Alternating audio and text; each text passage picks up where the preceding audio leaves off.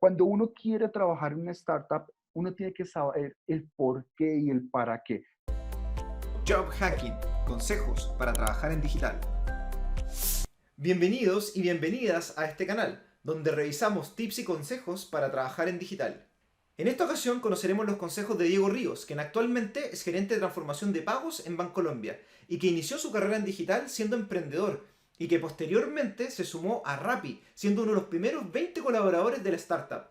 Recuerda que si alguno de los términos que te digo no te suenan familiares, voy a ir agregando definiciones en la descripción. Entonces ahora te invito a que revisemos los mejores extractos de la entrevista que le hice a Diego, que he dividido en dos partes. Una, conversando de cómo pasó de su empresa a trabajar dentro de Rappi, y la segunda, cómo desde Rappi pasó al mundo corporativo y cuáles son los consejos que nos puede dar para seguir sus pasos. Vamos por ello. ¿Cómo se hizo la transición de tu empresa a Rappi? Si tú eres un emprendedor colombiano, básicamente tienes tres opciones. O escalas en México, o escalas en toda América Latina, o escalas en Brasil. Yo encontré a alguien, un amigo, que tenía también ese deseo de emprender y ahí nos lanzamos. Teníamos unas métricas muy buenas, una atracción muy buena acá en Colombia y rápidamente pensamos cuál era el siguiente paso que deberíamos dar y Brasil constituía el mercado más importante que teníamos disponible.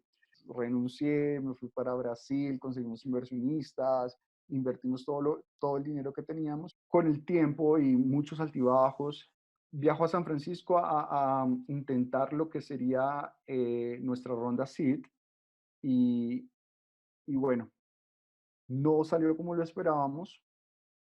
Yo regreso a Colombia, tuve un tema familiar que resolver y en ese momento Rappi estaban haciendo. ¿Por qué te acercaste a Rappi? ¿Qué te llamó la atención o dónde averiguaste por qué te quisiste sumar a esa startup y no a otra? Rappi en su momento estaba en YC, en Y Combinator.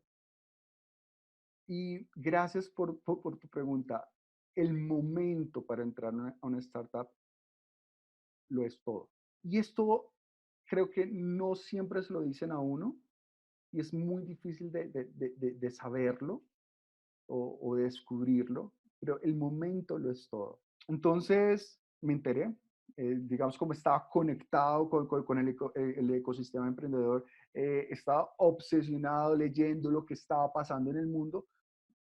En alguna de esas noticias me enteré que había algo que se llamaba Rappi, que había logrado entrar a YC.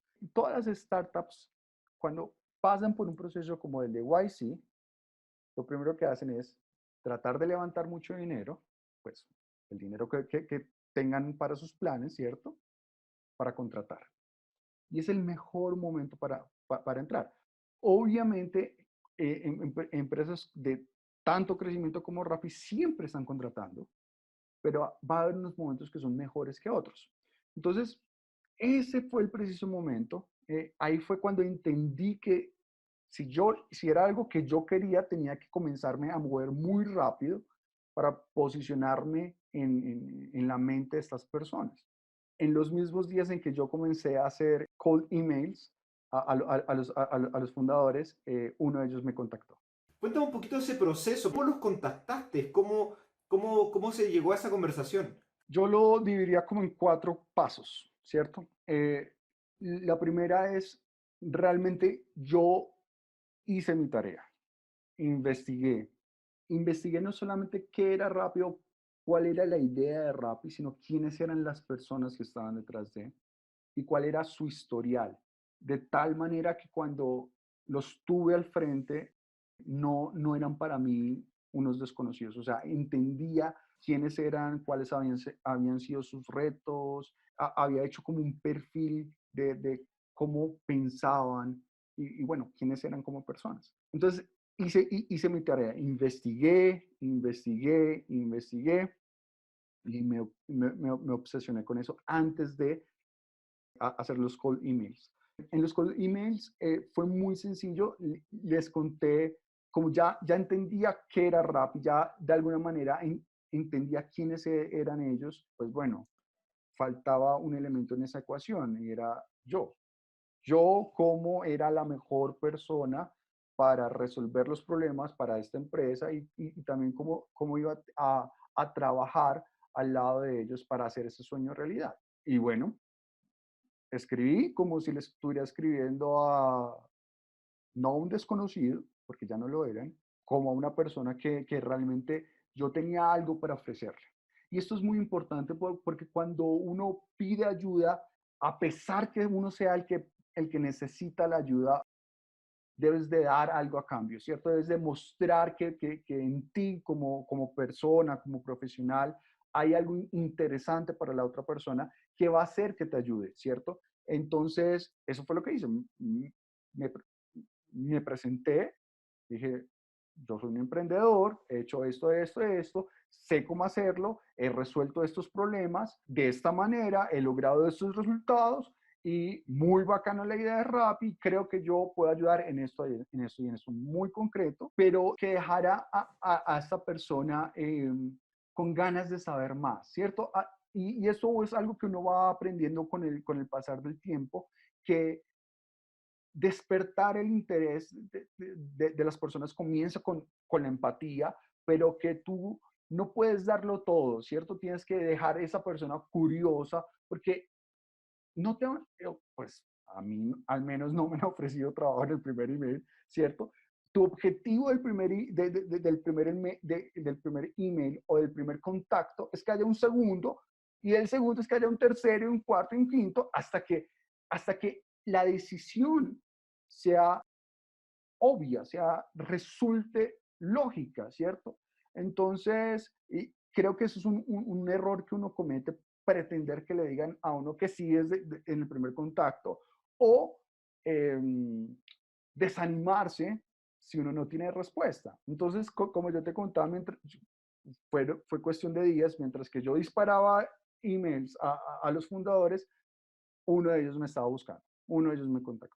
Entonces fue una muy bonita coincidencia y lo importante del por qué me consideraran es que durante los últimos años yo había comenzado a hacer como mi huella digital, ¿no? A contar un poco lo que estaba haciendo, a mantener mis redes sociales muy activas. Ellos se dieron cuenta que yo tenía algunas habilidades que ellos estaban buscando, que al final me llevó a una primera entrevista.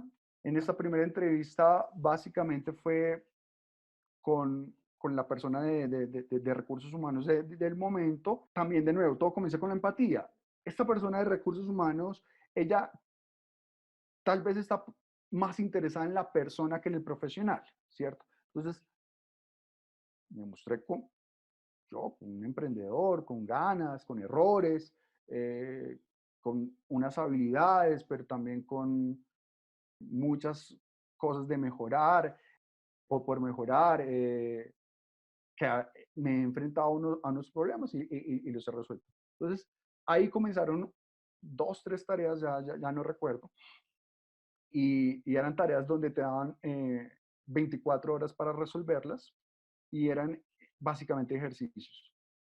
De nuevo, lo que querían que ya de alguna manera hicieron como el check en la persona y comenzaron a profundizar más en el profesional. Entonces, demostré que entendía de qué se trataba la empresa, cuáles eran pues, los problemas a los que todas las startups se enfrentan y bueno, y a partir de ahí, cómo podía ofrecer un plan.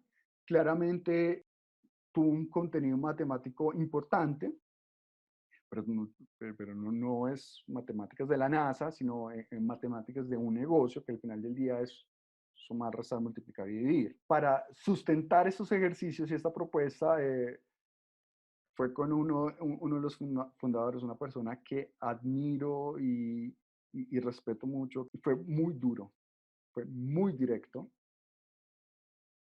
pero al final del día yo había hecho la tarea. Sabía de lo que estaba hablando y sabía porque lo había vivido. Entonces fue una muy buena conversación. Fue incluso más rápida de lo que me esperé, pero mucho más dura de lo que también estaba esperando.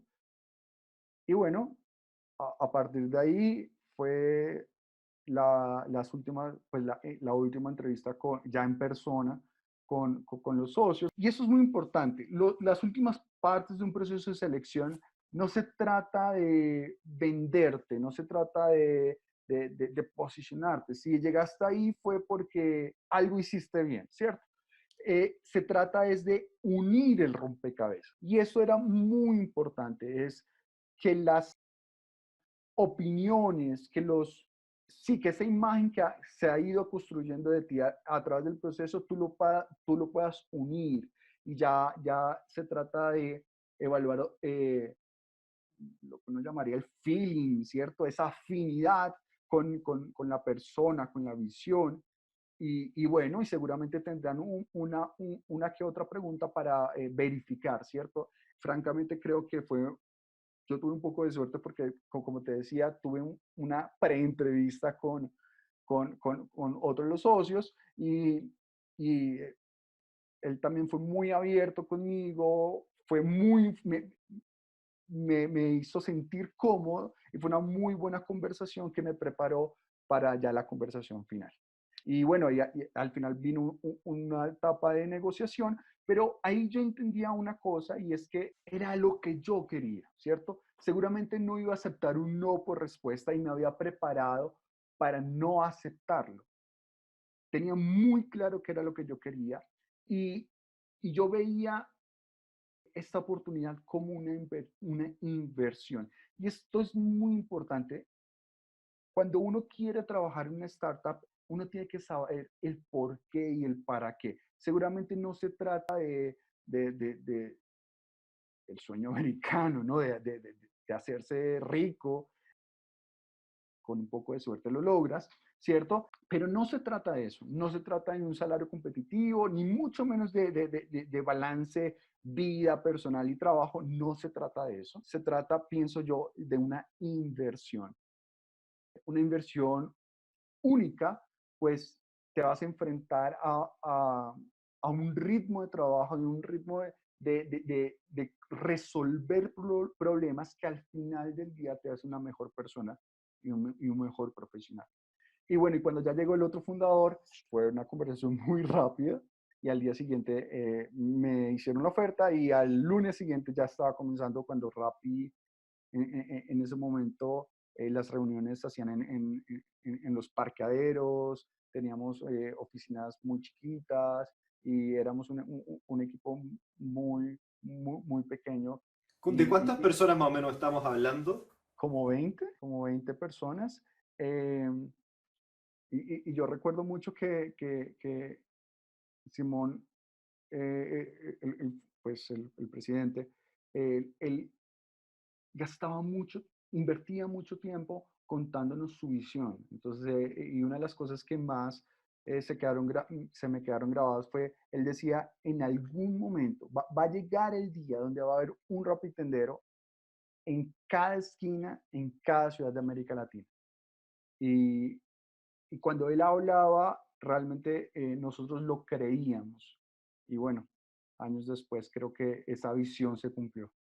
¿Qué te pareció la primera parte de esta entrevista? Házmelo saber en los comentarios. Y ahora te invito a que veas la segunda parte dando clic acá. Job Hacking. Consejos para trabajar en digital.